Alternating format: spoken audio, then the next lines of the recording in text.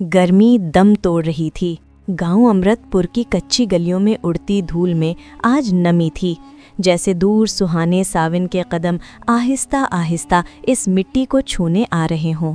गांव के किनारे एक पुरानी झोंपड़ी है। अंदर मिट्टी के चूल्हे के पास एक दुबली पतली लड़की खाना बना रही है। ये है दीपिका, बड़ी बेटी। थकल इसके चेहरे पर, मगर आंखों में एक जिद्दी सी चमक, उम्मीद का दिया जो अभी बुझा ना था। उसके करीब बिस्तर पर एक कमजोर सी औरत लेटी थी। पास बैठकर उसे हाथ का पंखा झिल रही थी एक खुश ख्याल नर्म मिजाज लड़की। ये है काव्या, छोटी बहन, जो हर दुख में भी ख्वाब बनाती और ख्वाबों में सावन देखती। माँ खांसती है। दीपी, लगता है हवा का रुख बदल रहा है, शायद सावन आने वाला है। माँ, 3 महीने से यही सुन रहे हैं सब। बारिश आई नहीं, खेत फिर सूख जाएगा। ठाकुर वीरपाल कल किराया लेने आएगा, पता नहीं क्या होगा। उसी लम्हे काव्या खिड़की की तरफ गई। घने बादल आसमान पर थे, जैसे खुद तकदीर का काफिला आ रहा हो। दीदी, देखो ना, बादल कितने प्यारे लग रहे हैं। इस बार सावन जरूर हमारी झोंपड़ी में भी गीत गाएगा।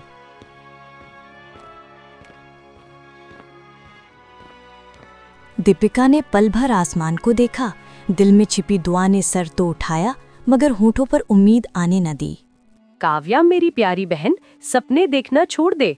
उम्मीद अच्छी चीज है, लेकिन खाली पेट वाले ज्यादा देर उसे संभाल नहीं पाते। अचानक दरवाजा बजता है। माँ, लगता है सेठ आ गया है किराया लेने। दीदी, मुझे तो लगता है ये सेठ हमें बेघर करके ही सांस लेगा। काव्या दरवाजा खोलती है। अरे अब्बा, आप थे? मैं तो डर ही गई थी, कहीं सेठ तो नहीं आ गया किराया लेने। रामा सिंह अंदर आता है, धूप में जला हुआ एक थका हारा वजूद, कंधों पर गुर्बत का बोझ, आंखों में टूटी फसलों की राख। अब्बा, क्या बात है? खेत फिर प्यासा है। ठाकुर ने कहा है कल तक पैसे ना दिए तो जमीन छीन लेगा। काव्या खिड़की की तरफ जाती है।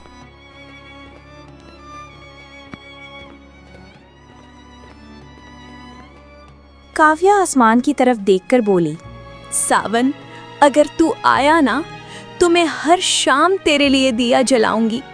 बस हमारे खेत को प्यासा ना छोड़ना। काव्या मेरी बहन, हम टूटेंगे नहीं जब तक हम साथ हैं। ना ठाकुर ना तकदीर, कोई हमें हरा नहीं सकता। रामा सिंह फखर से बोला, बेटा, तुम दोनों मेरा सहारा हो। अगर तुम हिम्मत हार गईं तो मैं मिट्टी बन जाऊंगा। अचानक बाहर तेज हवा चलने लगी। बादल गरजते हैं, जैसे किसी अनदेखे इशारे का जवाब दे रहे हों। फिर पहली बूंद जमीन को छूती है। मिट्टी से खुशबू उठती है, जैसे उम्मीद ने पहली बार सांस ली हो। दूर जंगल की राह से एक पुरस्कार आवाज उभरती है, जैसे कोई साधु गहरे राग में कुछ कह रहा हो। बारिश की रिमझिम पूरे अमृतपुर गांव को भीगाने लगी।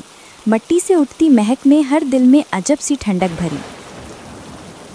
मगर रामा सिंह के दिल में ये खुशबू उम्मीद के बजाय खौफ की आग भड़का रही थी। काव्या घर के बाहर खड़ी होकर बोली, ए ऊपर वाले, अगर ये बारिश हमारे खेत को जिंदा कर दे तो मैं हर रात सावन के नाम का दिया जलाऊंगी। दीपिका दरवाजे की चौखट पर खड़ी होकर उसे देख रही थी। एक लम्हे को उसके होंठों पर बहुत मध्यम सी मुस्कान आई, फिर भारी जिम्मेदारी की दीवार ने उसे वापस संजीदा कर दिया। काव्या तो बूंदों से दुआएं करती रहेगी, मगर किराया फिर भी नहीं भरा जाएगा। काव्या ने बारिश से भीगी पलकें उठाईं, मगर आंसू बारिश में छुप गए। दीदी, सावन में दुआ ज्यादा सुनी जाती है ना? शायद ऊपर वाला भीगी हुई आंखों से दी गई दुआ को इनकार न करे। उसी वक्त बाहर से रामा सिंह की आवाज आई, अगर ये बारिश 2 दिन ऐसी ही रही तो शायद फसल फिर उग उठेगी। शायद ठाकुर का कर्ज टल जाएगा। अचानक गली से घुंघरू जैसी आवाज आई। जैसे कोई बांसुरी पर मध्यम सा राग छेड़ रहा हो। आवाज में एक पूरा असरार सुकून था। दीदी, ये आवाज कैसी है? कोई रागीर होगा, बारिश में भीगता हुआ, मगर आवाज में कुछ ऐसा था जो दिल को छू गया। सुबह हुई, सूरज निकला। फिर तीनों खेत की तरफ चल पड़े।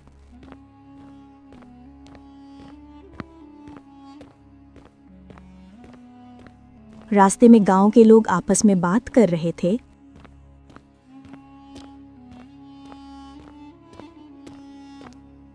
अरे भाई देखो जरा, हर रोज खेत में जाते हैं लेकिन इनका होता तो कुछ भी नहीं। हाँ भाई, सुना है ठाकर का किराया नहीं दिया, ठाकुर उन्हें बेघर करने वाला है।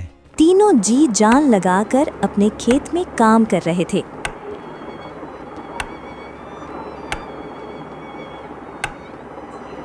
अचानक वहां पर गांव का ठाकुर आ गया।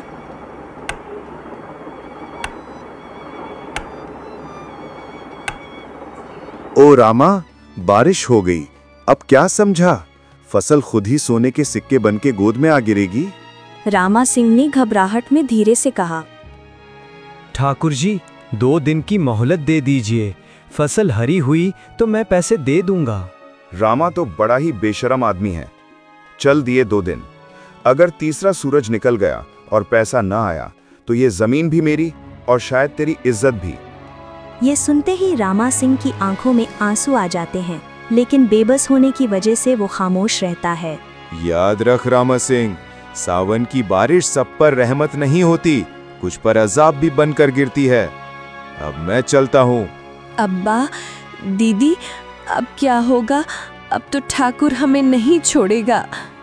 दीपिका ने हिम्मत से कहा, जब तक सावन बरस रहा है उम्मीद मरी नहीं, हम लड़ेंगे अपनी जमीन के लिए, अपने होने के लिए। हाँ दीदी, अगर ऊपर वाले ने हमें रास्ता दिखाना हुआ तो शायद कोई संदेश भेज देगा। ये कहकर तीनों फिर से काम करने लगते हैं।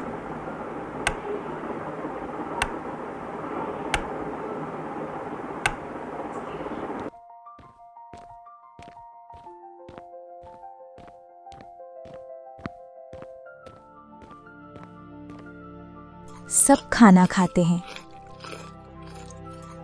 अचानक दूर से वही बांसुरी की मध्यम धुन सुनाई दी, जैसे कोई साधु करीब आ रहा हो, जो आजमाइश और किस्मत के बीच की सरहद बदलने वाला हो।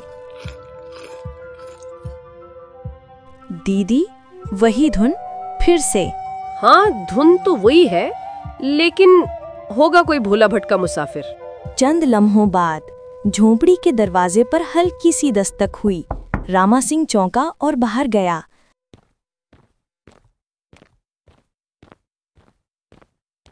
दरवाजे के सामने एक सादा सा बुजुर्ग खड़ा था, माथे पर राख की हल्की सी लकीर और आंखों में एक गहरा सुकून। वो बारिश में भीगे रास्तों से गुजरकर आए थे, मगर उनके कदमों के पास कोई कीचड़ ना था, जैसे जमीन खुद उनके रास्ते साफ कर रही हो। साधु बाबा ने धीरे से कहा, क्या एक थका हुआ राही रात भर के लिए छांव मांग सकता है? बाबा, हमारी झोंपड़ी छोटी है, मगर आपके लिए दिल बड़ा है, आइए। साधु अंदर आए। काव्या ने हैरत से उन्हें देखा और दीपिका के दिल में एक अनजानी सी लर्जिश दौड़ गई। साधु बाबा सहन के किनारे बैठ गए।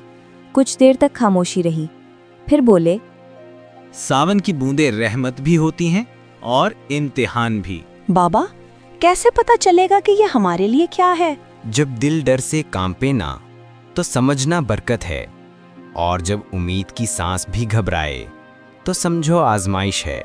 ये मट्टी लो और अपने खेत में डाल देना।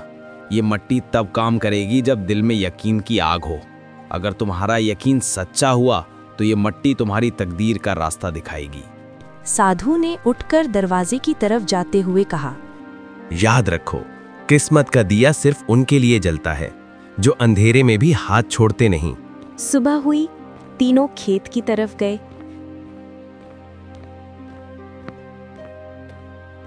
साधु की दी हुई मिट्टी खेत में डाली। धीरे धीरे खेतों में बारिश का पानी उतरने लगा और खेत में फसल उगने लगी। काव्या और दीपिका रामा सिंह के साथ मिलकर दिन रात काम किया। इस दौरान काव्या जब भी खामोशी से खेत के करीब दुआ मांगती, हवा में हल्का सा सनसनाहट भरा नूर लहराता, जैसे सावन खुद उनके साथ खड़ा हो। आखिरकार ठाकुर के सामने रामा सिंह ने कर्ज की रकम वापस रखते हुए कहा, गरीब हैं मगर झुककर नहीं जिएंगे ठाकुर जी। ठाकुर थोड़ी देर उन्हें घूरता रहा पर बेजारी से कहकर चल दिया, तुम लोगों का नसीब शायद अभी टूटा नहीं।